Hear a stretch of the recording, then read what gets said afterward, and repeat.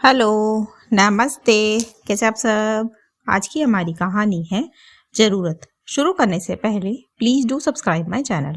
चलिए दोस्तों, कहानी शुरू करते हैं। सब तेरी बीवी नम्रता की ही गलती है। क्या ज़रूरत थी इसे बच्चे को गैस के पास बिठाने की। वो तो नासमझ है, पर ये तो समझदार है। इसमें थोड़ी भी अक्ल नहीं है। गायत्री जी अपने बेटे सुमित से बोली। नम्रता बेचारी किसी अपराधी की भांति सर झुकाए बैठी थी और बस रोए जा रही थी।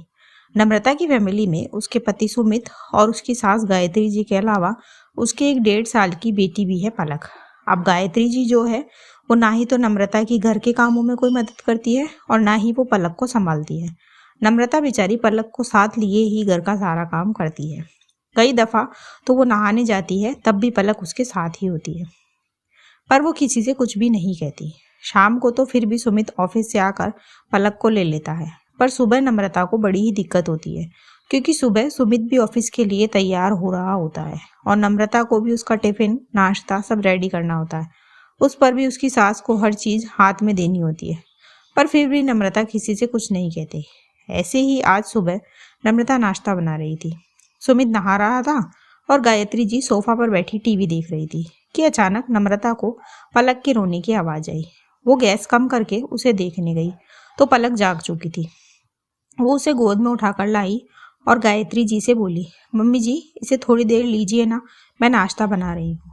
तब गायत्री जी बोली, अरे सुबह सुबह मुझसे नहीं संभलती है, तू रसोई में ही ले जा इसे, मुझे टीवी देखने दे, और बच्चे पैदा करने का शौक है तो संभालो भी। गायत्री जी का टका सा जवाब सुनकर नम्रता पलक को साथ ही ले आई और उसने उसे किचन की पट्टी पर बिठा दिया और खेलने के लिए एक खिलौना भी दिया।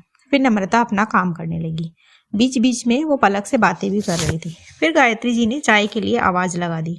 नम्रता जैसे ही दूध लेने के लिए फ्रिज की तरफ मुड़ी, इतनी देर में पलक ने गर्म तवे पर हाथ रख दिया। उसका रोना सुनकर नम्रता जोर से चीखी। तब गायत्री जी रसोई में आई। तब तक नम्रता ने पलक को गोद में उठा लिया था। नम्रता की चीख सुनकर सुमित भी बाहर आया। वो अपने रूम में ऑफिस के लिए तैयार हो रहा था। फिर वो पलक को लेकर डॉक्टर के पास गया। फिर उनके आने के बाद गायत्री जी यही सब बोल रही थी कि नम्रता की ही गलती है। उनकी बातें सुनकर सुमित फट पड़ा और बोला, हाँ माँ हाँ, सब इसी की गलती है।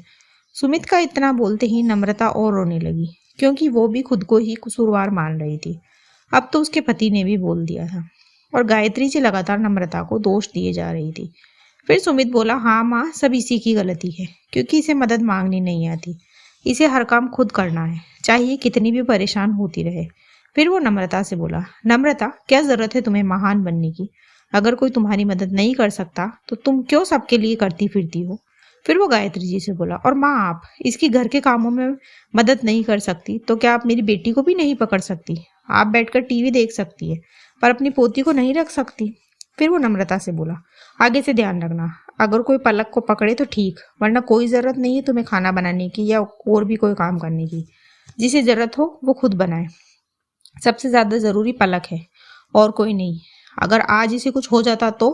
फिर नम्रता ने भी सहमति में सिर हिला दिया और आगे से वो पलक को साथ में रख कर कोई काम नहीं करती। अगर गायत्री जी पलक को ना लेती तो वो गैस बंद कर देती। फिर हार कर गायत्री जी को पलक को लेना पड़ता।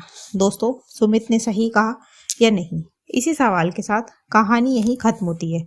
कहानी आपको कैसी लगी मुझे कमेंट बॉक्स में जरूर बताएं। ऐसी ही और कहानियां सुनने के लिए मेरे चैनल KNY के हिंदी कहानियां को सब्सक्राइब जरूर करें। थैंक यू सो मच दोस्तों। Thanks for watching. Do like, share and subscribe my channel. Thank you so much.